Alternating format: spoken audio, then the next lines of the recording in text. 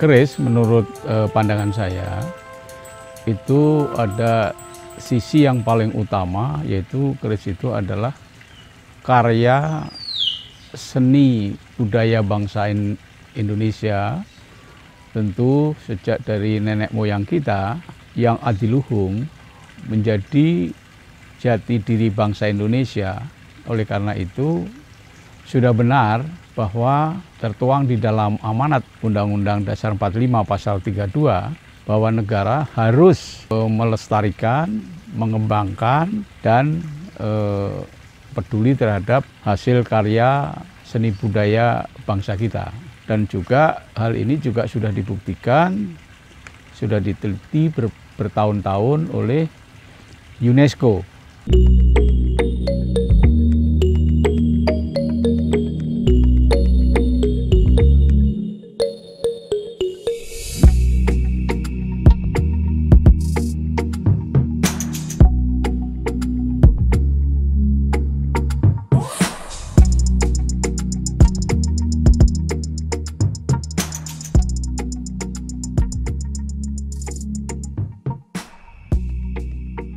Sebetulnya masalah penilaian masyarakat perkerisan terkait dengan masalah mistik itu sebetulnya tergantung orang itu sendiri ya.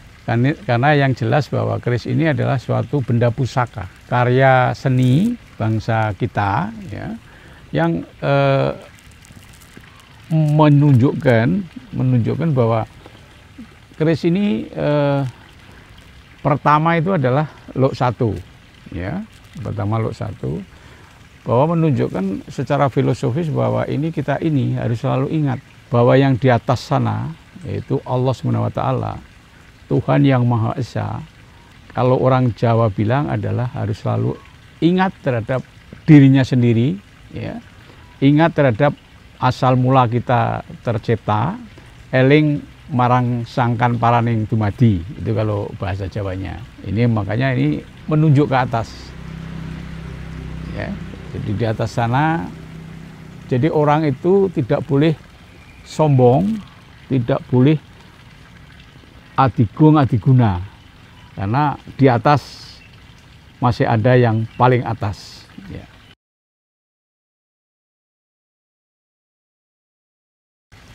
Ya sebetulnya saya tidak punya keris, tapi karena diberi amanat, saya harus belajar tentang keris. Dan disinilah saya mulai tertarik untuk mempunyai keris. Tapi saya bukan seorang kolektor yang kerisnya banyak. Seperti misalnya ada penghargaan, diberi hadiah penghargaan sebuah keris. Seperti ini dari Keraton Surakarta, itu saya diberi hadiah. Misalnya begitu. Nah, makin lama makin banyak.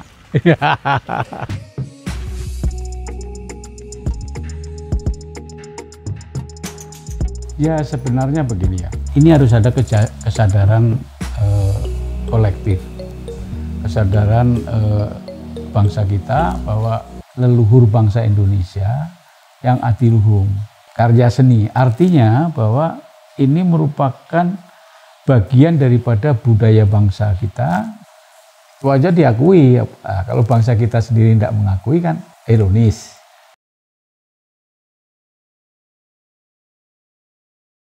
Justru ini saya membuat channel keris ini, saya mengajak supaya para kolektor, para penggemar, para pemerhati keris ini, mari kita terbuka, nggak usah malu-malu, karena keris itu adalah benda pusaka.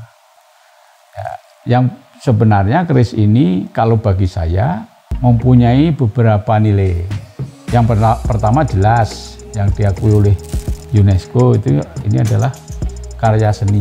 Kemudian yang kedua, kalau kita runtut terjadinya keris, ya, itu adalah keris ini merupakan peradaban bangsa kita. Sejak zaman batu itu juga bangsa Nusantara itu sudah membuat senjata tajam untuk melindungi dirinya dengan batu. Nah, perkembangannya dari peradaban ini, maka keris juga mempunyai nilai sosial. antara lain simbol sosial budaya, contoh misalnya pernikahan, itu bukan hanya orang Jawa loh, seluruh Nusantara itu simbolisnya adalah keris, dari Sabang sampai Merauke, walaupun bentuknya berbeda. Dia dari Aceh misalnya itu rencong, kalau di Papua itu adalah tombak, dan lain sebagainya. Kemudian juga mempunyai nilai edukasi, karena membuat keris itu tidak gampang. Contoh misalnya warongko, ini warongko, ini adalah simbol perahu, bahwa orang hidup itu ibaratnya berlayar di tengah laut, selalu berhadapan dengan ombak, baik kecil maupun besar. Tetapi ini kita harus tetap kokoh. Nah itu. Kemudian kalau kita lihat lagi,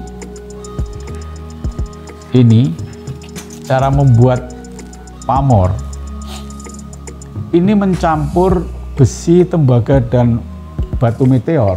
Ini namanya adalah kerisologi. Ini aspek edukasi. Nah, nilai ekonominya ini ternyata banyak dan sangat prospek. Keris itu mempunyai nilai ekonomi karena ini bisa dipakai untuk souvenir. Nah, ekonomi sebenarnya kan hanya masalah transaksi kan, imbal balik. Juga keris ini dipakai untuk simbol dagang. Contoh, batik keris, Pangdam, Diponegoro, itu simbolnya keris. Nah, saya lucu, kunjungan kerja ke negara lain, malah souvenirnya keris. Prototipe keris itu saya simpen. Ada nilai yang namanya nilai politis. Soekarno kemana-mana itu selalu bawa keris. Kalau nggak salah namanya, kalau nggak salah ya, itu adalah Kiai Singklat. Nah, ketika Bung Karno kunjungan kerja bilateral ke negara-negara lain, atau presiden atau perdana menteri ke Indonesia bilateral, itu diberi souvenir oleh Bung Karno berupa keris. Artinya bahwa keris itu mempunyai nilai diplomasi politik. Para kolektor keris terus sembunyi-sembunyi, ngapain sembunyi? Terbuka aja seperti Pak Herman lah. Pak Jokowi setelah kita diakui oleh UNESCO bahwa keris itu adalah milik bangsa Indonesia, itu keris Indonesia yang dibawa ke Belanda dikembalikan. Kesimpulannya dari nilai-nilai itu, saya mengharapkan generasi muda, generasi milenial, tidak usah takut terhadap keris. Siapa tahu ya, generasi muda kita itu bisa membuat warongko bentuk lain. Ya tidak apa-apa tahu.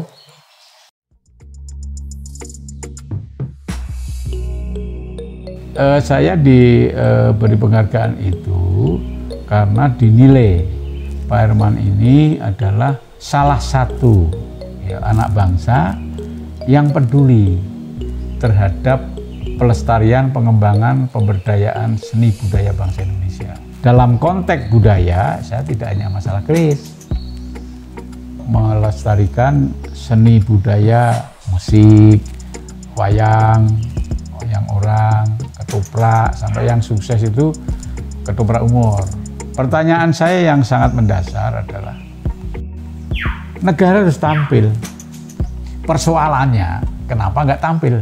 Padahal seni budaya bangsa kita ini itu digemari oleh bangsa-bangsa Indonesia. Contoh, penyanyi tradisional, sinden, itu yang dari Amerika ada, yang dari Jepang ada, belajar di sini. Siapapun yang jadi presiden itu ada amanatnya itu di Undang-Undang Dasar 45, Pasal 32. Lah alhamdulillah, walaupun sedikit kontribusi, saya concern terhadap pelestarian seni budaya bangsa Indonesia. Apa saja yang tergabung, saya buat wadah namanya Himpunan Seni Budaya Bangsa Indonesia atau HISBI.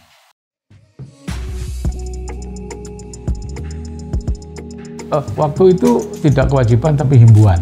Tapi ini Mas, seperti di hotel-hotel itu lobbynya itu ada simbol keris, bersinus. Iya. Tapi sekarang udah digalakan lagi ya, enggak tahu.